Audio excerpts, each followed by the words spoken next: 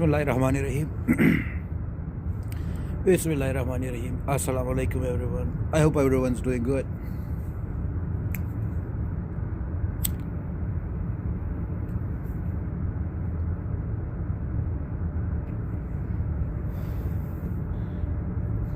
Today, I want to talk about the topic cost of living and a whole bunch of stuff that is related to it. I am just a casual video maker. I don't have any specific agenda as such in society other than just a good life, just like anybody else. Just wanted a good life, make a decent living, believe in God, so that everyone can see I am a good person. I also wanted to be a spiritual person, so that one day I can actually connect with God for my own peace of mind and whatnot. We all need that sometime.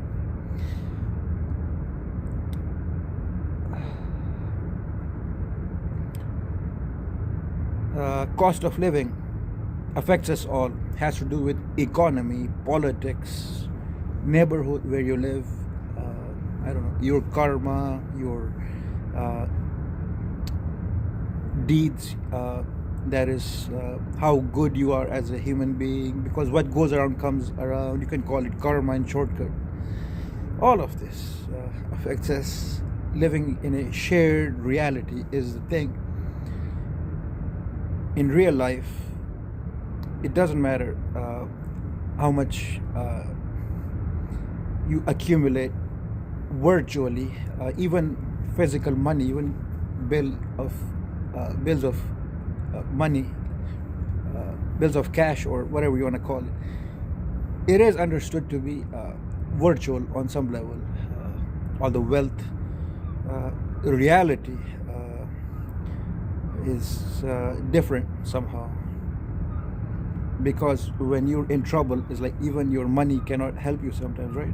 Whether it's a bad illness like cancer, God forbid, money doesn't always help. That's reality. Is like big plane of reality, terrestrial reality we all live on, is the shared mutual reality that we all live on.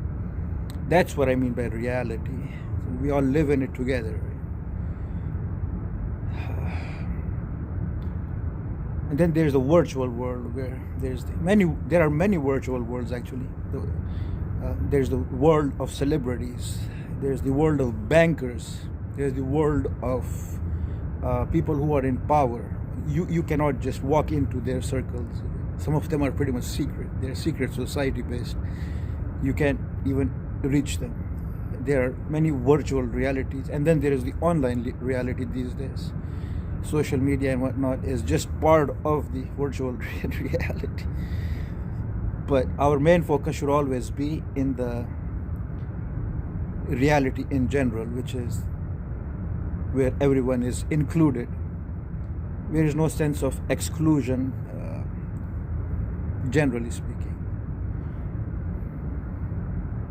So I am making these videos with that in my mind. This part of reality, part of virtual reality. So that brings us to the title, which is cost of living. Is life like this? Should we talk about life in terms of economy, cost of living, or should we talk about in terms of is living inclusive of cost of living, in that sense? Like, we are alive in reality. These days we talk about cost of reality, which is the dollar amount of it. Is it the other way around, that are we enslaved by dollar economy or democracy, capitalism? Are we enslaved by it, by the system? Are we overwhelmed by the system, or are we creating this system because we need this system to get out of it? It's like, which angle is it from? Sometimes it is not clear actually. because of this nature of reality itself, where uh, we create hierarchy, right, in society naturally. We even have hierarchy in prisons where we are not supposed to have hierarchy. In prison, by law, you're not allowed to have hierarchy within prison system as far as a criminal is concerned.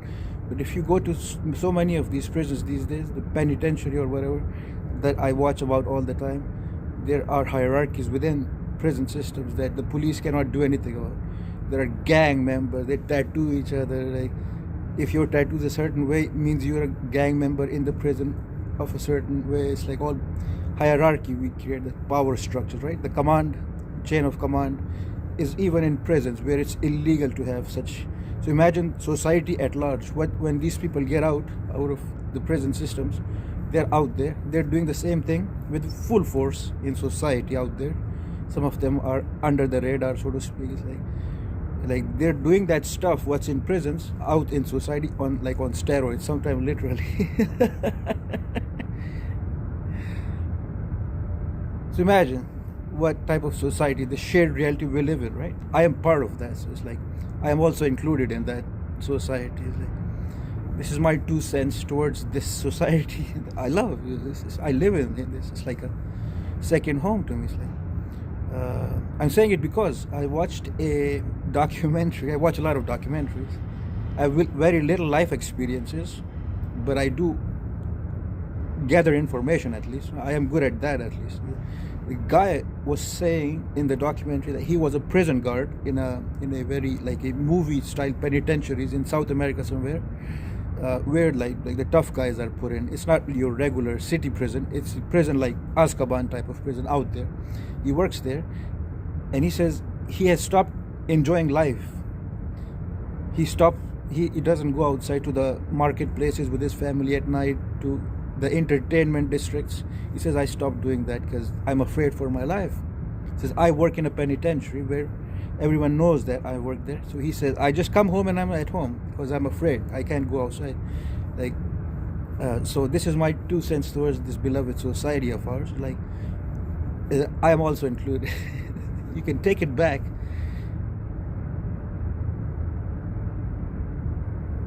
In a certain way, right? The slow and steady is more likely to produce results in the long term. So let's go on and talk about cost of living in today's world. I live in Canada, so that's the context for me personally.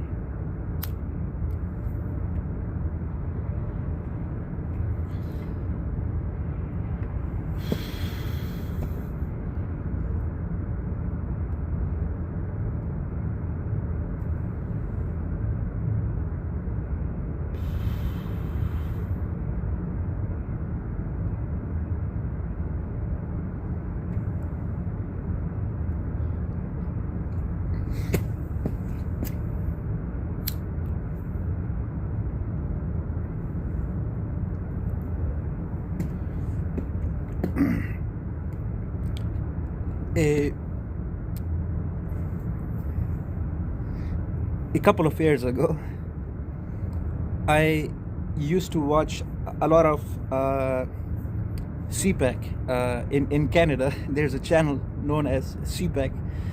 It always televises what goes on in Ottawa, in the Parliament. In the Parliament, House of Parliament, there is the Senate also in Ottawa. There's the senators, and then there's the parliamentarians. One is elected by the people, one is appointed by the government. They both go back and forth. When they're passing a law, they go back and forth like this. And then there is the final vote up top, which is the Governor General. She has to approve it. She represents the royal decree in Canada, of course. So that's the process of passing any law. So 2 years ago, I was very interested in that channel, CPAC, where I was watching these parliamentarians and the senators go back and forth for that one bill, the disability payment bill. Canada's disability benefit, CDB. I was following that with great interest, as to I started following it when it was first started. I would watch every day the websites, all the websites there were available about that bill. I would watch CPAC, all the news related to the CPAC. I started knowing the people in Ottawa who are supporting these bills and would watch their podcasts because I was hoping for that CBD bill payment recipient to be a recipient one day, and it took forever to be passed. And in the process, I was learning how things work in Ottawa, right? So I'm watching. I'm sitting in my room, and I'm watching this process take place in Ottawa. So I'm thinking, right? I am a common citizen, and out there are parliamentarians in Ottawa who are trying to pass a law. It takes forever for any law to be approved by the government. There's so much back and forthing between the parliament and the Senate. They recommend each other how to amend it, and then they go back and forth. There's long process. There's at least 3 readings on each level. One in parliament, goes to Senate, back and forth 3 times like this, 6 times in total. It could be more, depending on how fast they want it or how detailed they want to go back and forth. And then finally it goes to the Governor General for approval. So the CBD bill, the bill, whatever the name of the bill was, it did get passed for $200 a month for persons who qualifies for disability as approved by the doctors in Canada.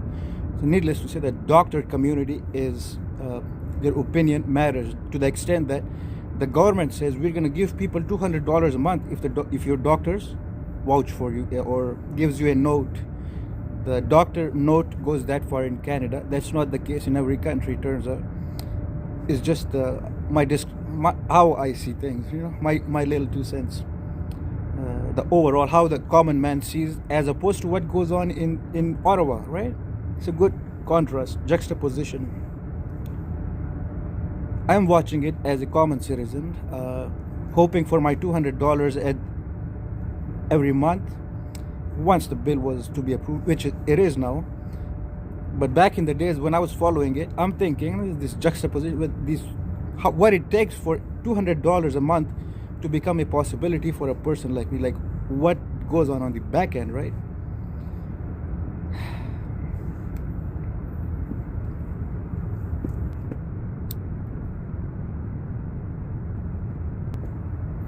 So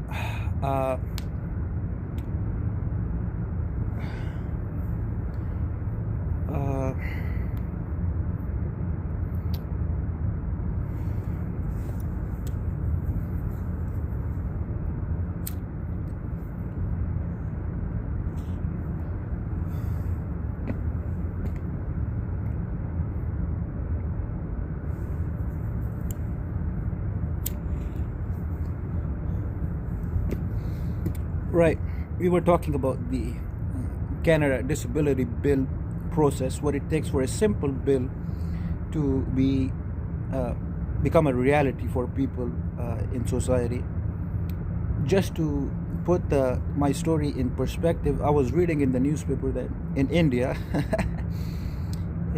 India, there was a brand new bridge they had built, and they spent a lot of money on the bridge. They say that in the developing countries, some of the tech is better than in the Western countries because they're brand new.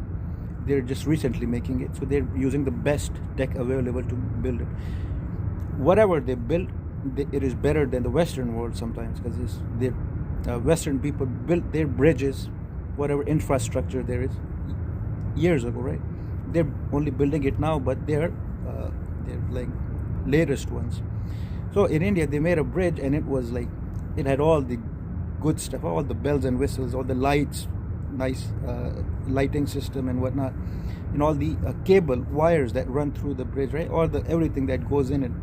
They said that there is so much poverty in India that within a few months of opening of the bridge was stripped down of all its technology. People would come at night, they would start stealing stuff from the bridge. They would literally take wires out, copper wires, to take it to the market to sell it to make money. People are that poor. they destroy just to survive, right? Now I live in Canada. You know, everywhere there is a lot of money everywhere. There are places in in especially the downtown areas where the expensive areas, you walk around for very long durations. You will just walk around, and I notice around me, everything around me is so expensive. It's like every single unit object, I I you you just point towards it. I bet I cannot afford that right now. Any single object in that luxury area, even if it's a plastic, those orange pylons or whatever, they all cost money, right? They are all top quality. Someone is paying for it. It's like there are large areas like in North America. Every city is like that. There's always one area where you cannot afford a single chair, even the beside outside the restaurant. A single chair, you cannot afford it for your house. You'll buy a cheaper version of that chair. In downtown, it's like full large areas are filled with those items. It's like, where is it coming from, right? It's all money. If this area was in India, people would strip that area in no time. So what's the difference, right? The law and order is the difference. In India, if you even go as far as to do some public service, to make a bridge, they will strip down the bridge in no time, right? It's like, because people need money, people are poor. So it's like, these are the big challenges that people in Ottawa think about. On this end, watching it on my internet, I may not be thinking like that. My thinking processes are different. I was following the whole process, how the whole bill is being passed. I was watching with keen interest for $200 a month. Now imagine all that West End, just the West End downtowns of one city, planning that goes in it, the money that is spent on it. Those people are, their problems is their issues. How to spend every dollar, whether it should be a hotel zone construction, should be a bridge infrastructure, public transportation, all these parliamentarians and these senators, they go back and forth over those things day in and day out, passing law after law. One law is different from the other, one bill is different from the other. It's supposed to be, all of it is supposed to be of their interest, like they're in it all the way type mentality. Or you can't do these things, you see. You have to be in it all the way. To plan for a resort somewhere out there, you have to plan it like it's your own resort. Like, you're supposed to make it last a long time. You won't be passing laws or approving buildings that will crumble after 10-20 years, right? You are planning for the long term. Like, for that to happen, in my understanding, there's only one way for such a thing to take place. You have to be all the way in it, in the way that this resort is like your property or something. You have to pay attention to it like that, like it's yours. Yet these people in the parliament, like, they're doing it day in and day out. The interesting thing about it is one bill is so different from the other. I was only interested in one of them. It was $200 a month that I was gonna be receiving by the end of it.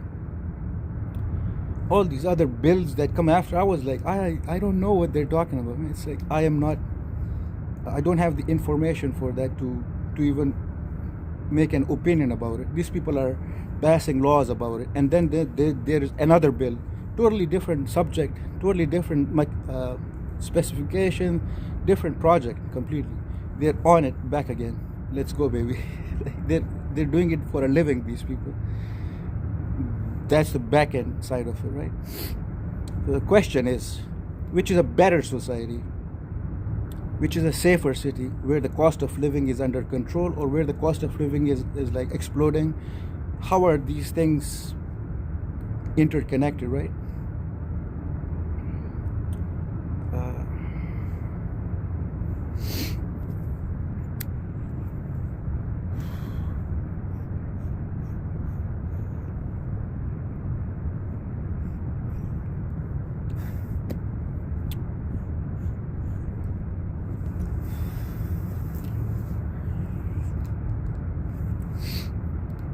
So my 2 cents in this subject is that there has to be a societal consensus about these things. In the way that I find it in Canada is very encouraging, in the sense that at least in Canada there's a lot of transparency in these things as far as the governmental processing is concerned. There's such a thing as freedom of information. Journalists can go and ask for sensitive information. It happens in US to a great extent also. They release these files.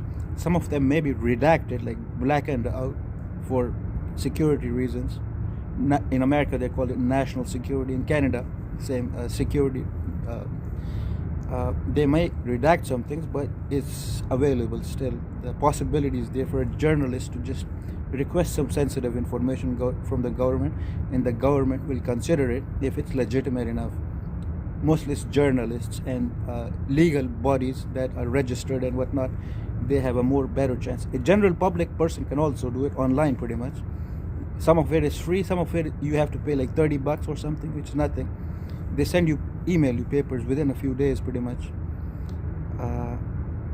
So all of these things are related to the very simple concept of cost of living, whether it's worth living in a society, whether it's worth going every day to get a bridge built that people can benefit from it. Is it worth it?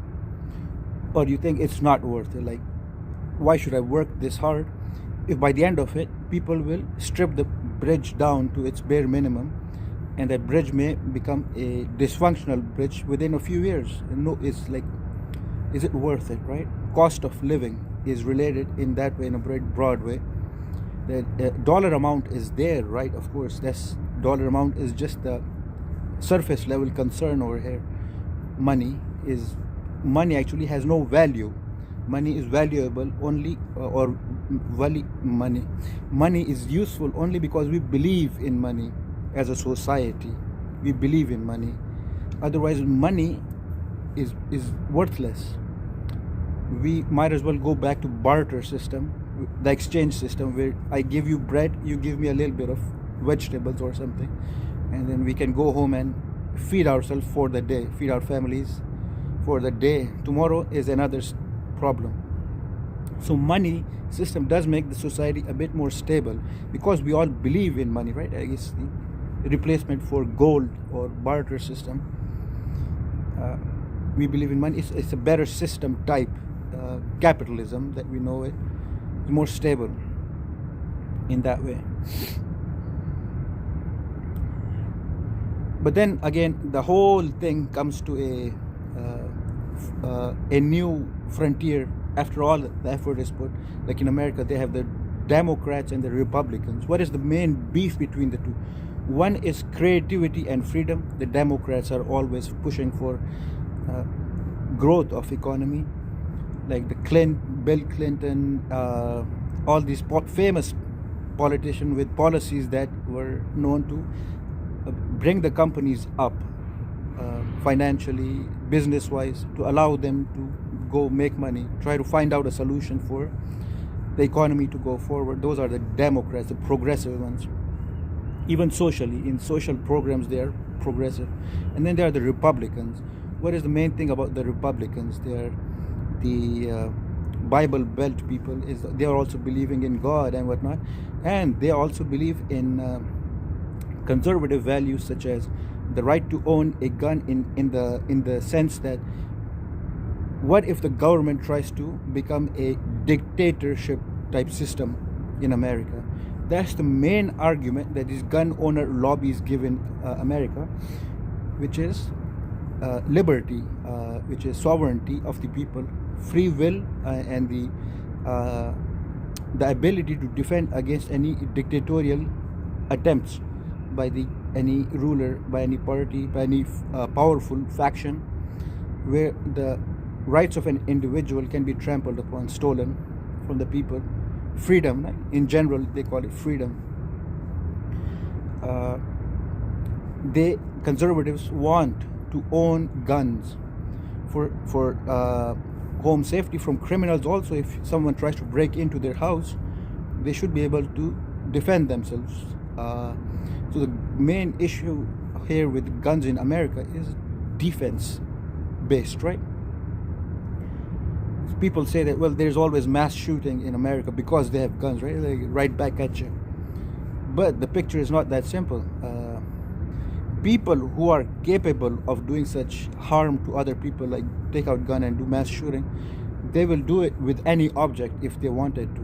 It has to do with the state of mind. It is, the gun is not speaking to you. Your mind is thinking thing.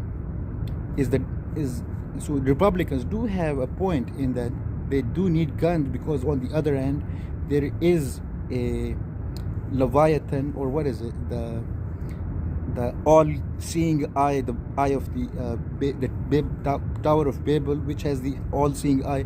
That's the representation of the dictator of the land, is the evil or the antichrist of that land wherever it becomes manifest. The Americans are saying we don't want none of that. Our Bible pretty much warns us about those things, and so we need guns so that that doesn't happen, so that society is a free and open society for everyone. So in Canada, in Australia, however, they have taken people's guns away from them. Yet these things do happen in Canada and Australia also, is the fact. In fact, it can be counterproductive in some areas where the only protection people are left with is the police force. Or if you have a lot of money, you can pay for your own security guards. If you can't afford it, you only have the police to help you out. And guess what? Sometimes the police people cannot get to everyone on time because there is so much crime going on, right? People are like sitting ducks essentially. So it's like, you see, it's not a clear-cut picture ever. It's always a balancing act to do in society. So this is my 2 cents towards this process of balancing the equation in society. This is my 2 cents, because I love life enough that I can make an effort for it. Otherwise, maybe life can be bad, like sinister, bad in a sinister way, where it's like your everyday is a bit. I would say it would taste a bit bitter rather than sweet. Like every day is not a sweet morning, sweet sunny day. It's always a bitter one. I don't want to live in that society. I want to live in a proper society where everyone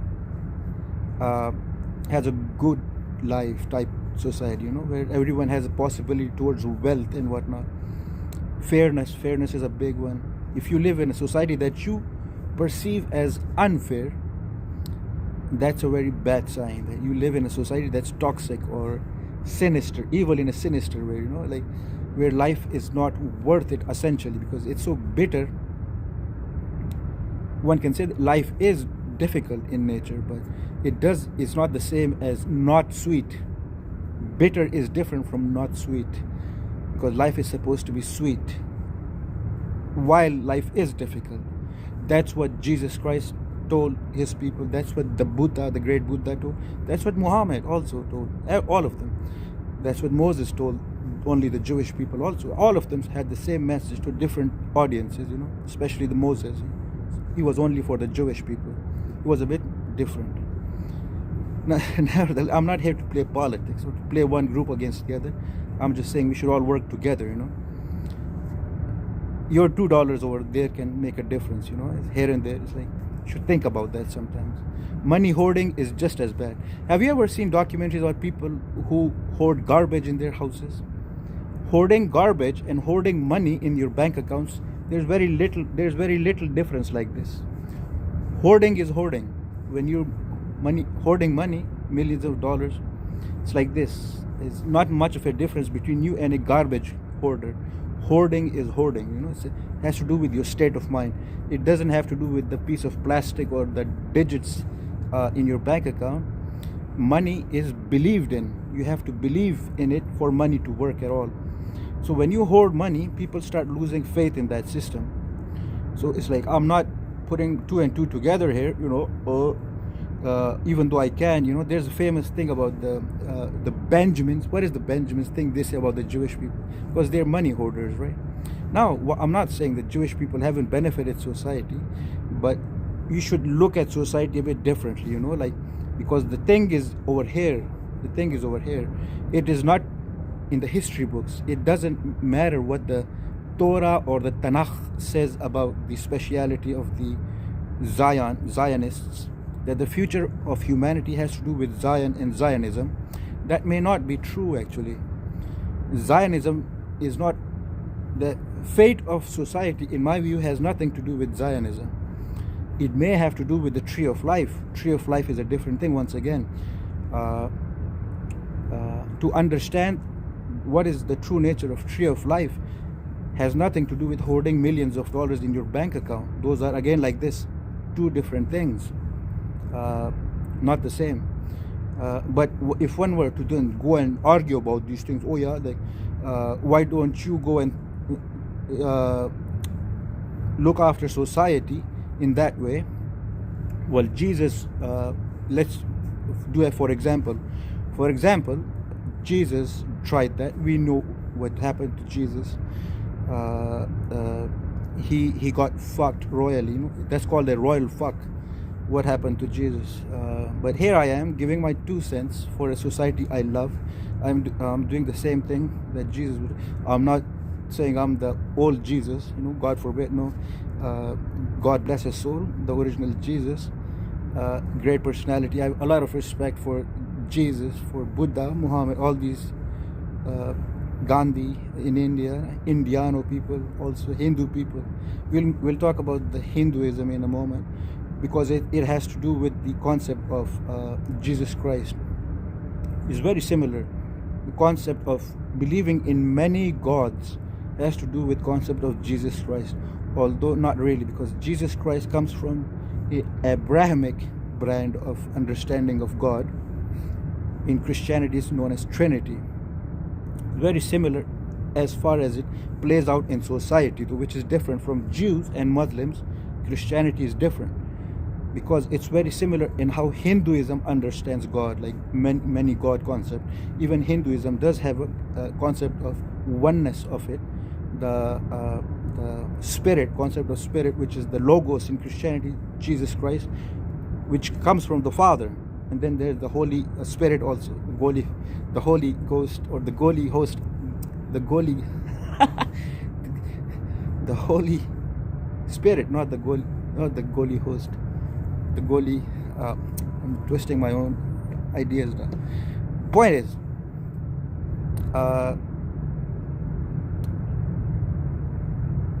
concept of Jesus Christ in Christianity has to do with to submit to the oneness of the Trinity. You see, there's a twist to it. Trinity is Father, Son, and the Holy Spirit. Three-part based understanding of the soul, essentially, the mind aspect, the mind, that is in complete agreement over all issues in life, cosmos, the here and in the hereafter. Those three personality types are in complete agreement, is what the Trinity essentially comes down to, which is very similar to Hinduism. It's the communalism, right? It's a very straightforward concept of communalism. But Hindus they come from a different place. They are imagining life a bit differently. But in society, it plays out just like the Christian people are playing it out. Like, let's decide together. Just like the concept of the round table of King Arthur, where all the knights on the King Arthur's round table, they had no boss. All the knights were equal. They were considered equal by King Arthur, is the great point. He was surrounded by people he respected so much that he was like, over here we're all equal. They were all knights. They were like, what is a knight, right? A knight is a person who goes over and beyond. A knight is a person who is willing to fall on his own sword one day in the name of what they believe in. That's the meaning of what a knight will go for it. But King Arthur was also a good person, just person. They were all groupies like that. They were not your regular mafioso, gangster type people. They were people who wielded a lot of power, but they were knights. They were noble in nature. That's the story of King Arthur and his round table. And there was no boss over there. They all decide. That's the very good definition of how Jesus and it understood in the Trinitarian way, that you believe in everything in the same way. Goodness could be true also, and truth is good and goodness is true, and God is truth. Truth comes from heaven and God must be good. All of these things are interrelated. If you don't agree that much, imagine like if King Arthur's round table were not possible in reality, which a lot of people say that there cannot be more than one God, because they will start fighting and they will destroy the heavens and the earth. And so one can say, yes, technically it's possible, right? Like if there's more than one people, they can eventually, they can even they can agree or they can fight. That's the dynamics of living in general. But to assume that if all the gods, like let's go with King Arthur's round table, to say that, well, these people are going to one day take out their blades and they're going to go at each other, it's possible, of course it's possible, but do they? Is this the whole point, right? It's like, do you believe in society enough to go and say that one day I will grow up and I will join the round table of King Arthur? Do you believe enough in society? Like the American people say that I'm going to grow up, they encourage their children to say, I'm going to grow up to be the president of United States of America, right? It's the similar concept. Do you believe in society that much that you're going to go over and beyond by that amount? Is not every country is that lucky. Not every time era is that lucky. Not every country is that lucky. So those are the questions. This is my 2 cents towards my lifetime, my time era. I love life enough that I'm willing to put in my 2 cents, you know. If it matters, it matters. If it doesn't matter, it doesn't matter. I'm gonna put my 2 cents in for those reasons.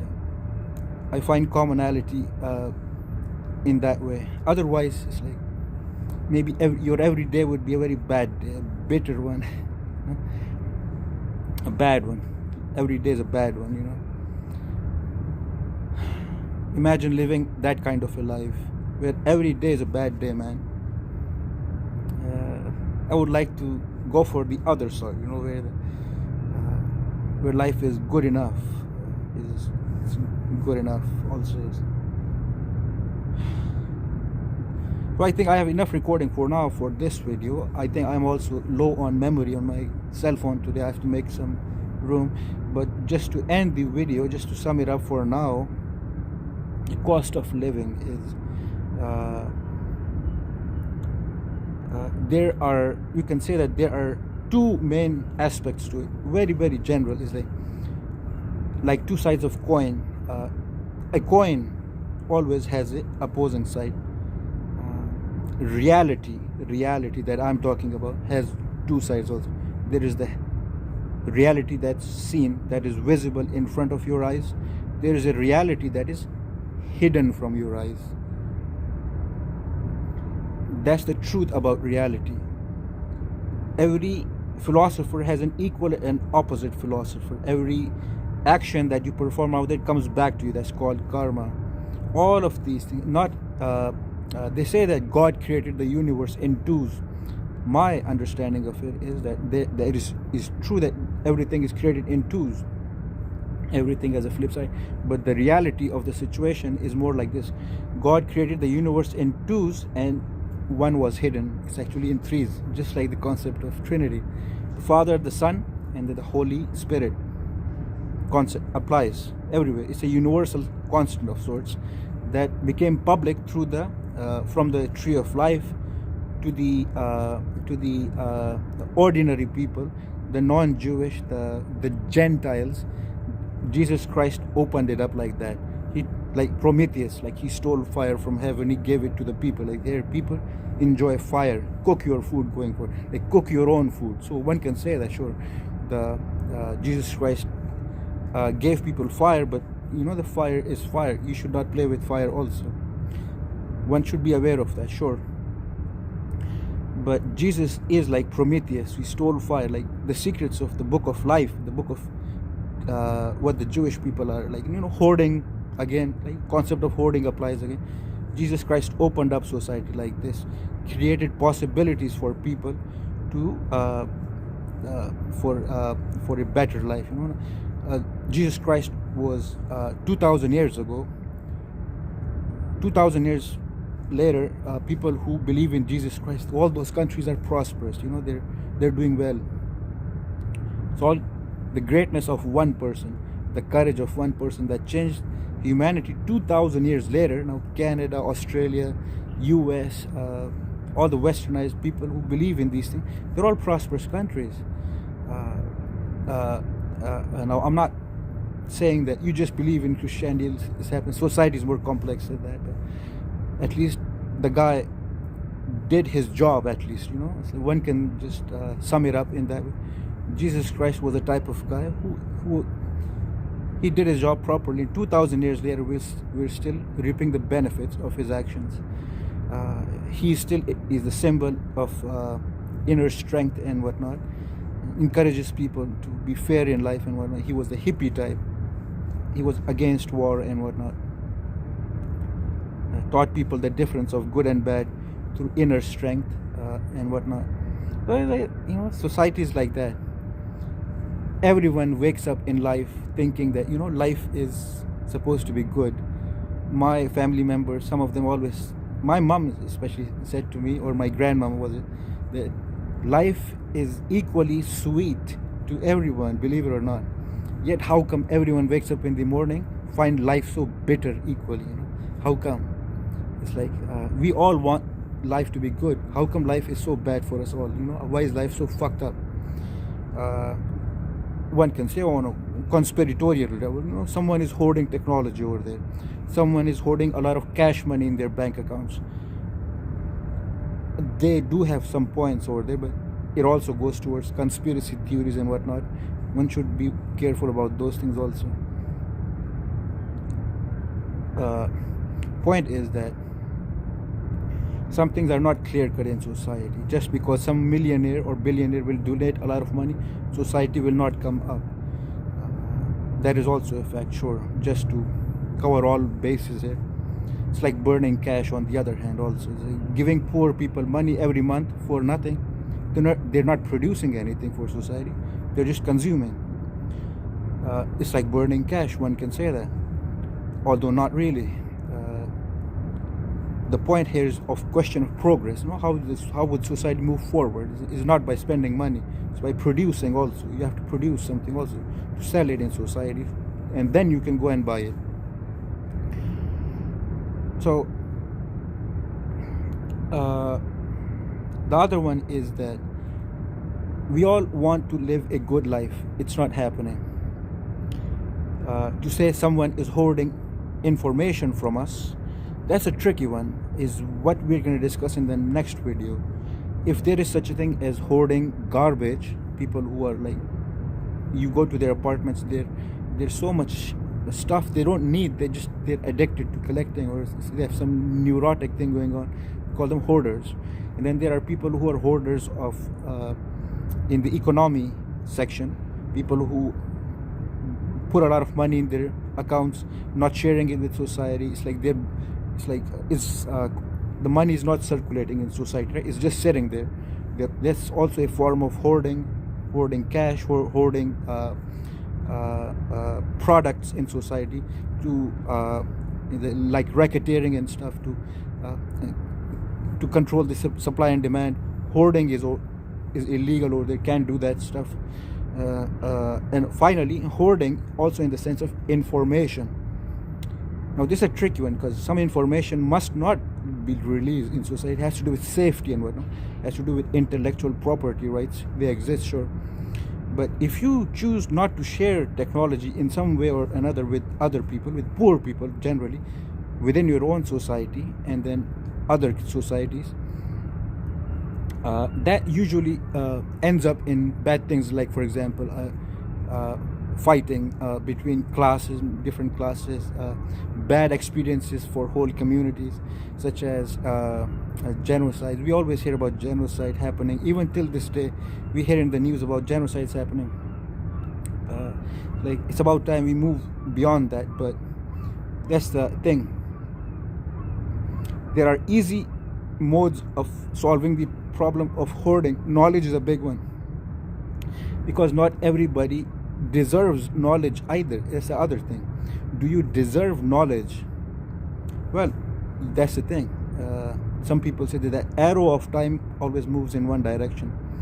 If you're not moving along with time, then you will be thrown. It's like you are being left behind.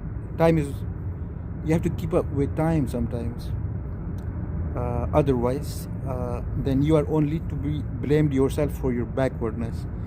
So not everyone deserves knowledge, because if you're too lazy, maybe knowledge is now maybe dangerous in your hands. But if you're a hard worker, now you deserve knowledge. There should be a mechanism to make use of this hard working.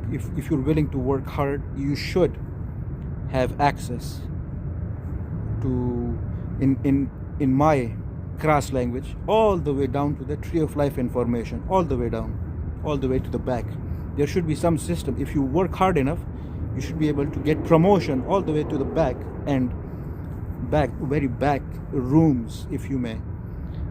Otherwise, things like genocide and all these things will keep taking place, man. This was my 2 cents towards society. If people are not rewarded for their hard work, all the way back to the tree of life information, which is the back rooms, pretty much the back room, genocide will always take, always, because the people are not being rewarded. One can also say that there are so many lazy people, they're dragging the average down. Genocide is happening over there, not because people are hoarding information about the tree of life and whatnot. Well, the two are interconnected, is my whole point. So it's like so one can then finally conclude my video. I can conclude my video in that who am I making these surmises, these big pointers I'm bringing, blanket assumptions. This is my 2 cents towards this society. The society that I live in, that I love. I'd rather have it this way, rather than waking up every morning with a negative state of mind, with problems, thinking about my problems, where life is so bitter. It's like I don't want to live in that society. So this is my 2 cents. We will discuss more how one can be inspired by the idea of Jesus Christ and the Trinity in the Christian context, how one can work these things out, or try to. There are some structural changes that is required in society sometimes, and then there are these day-to-day servicing effort. There is just like companies out there. There are so many companies who don't produce anything. They're just service oriented. They're providing service. You actually make more money in providing service, because it's a long-term, ongoing thing. Service companies can make more money than companies that are producing, inventing new stuff. But the two go hand in hand, right? There would be no servicing company if there is not a new machine to service going forward. So the two help each other out all the time. Society is the same. It's like one should focus towards how to make the back rooms accessible. That's the job of one class of people, to open it up for people, like the Jesus class people. Their job is to open it up for people. And then there's other class of people who are service oriented, like entrepreneurs and your politicians, your parliamentarians, your senators, your people who wear uniforms in society for the sake of society. These jobs can be so difficult. Firefighter, ER people. You go into the ER in the middle of the night, you'll find doctors over there. They don't have to be there in the middle of the night. They have their own life. Yet they do it for society, right? Is the thing. Is what makes a difference.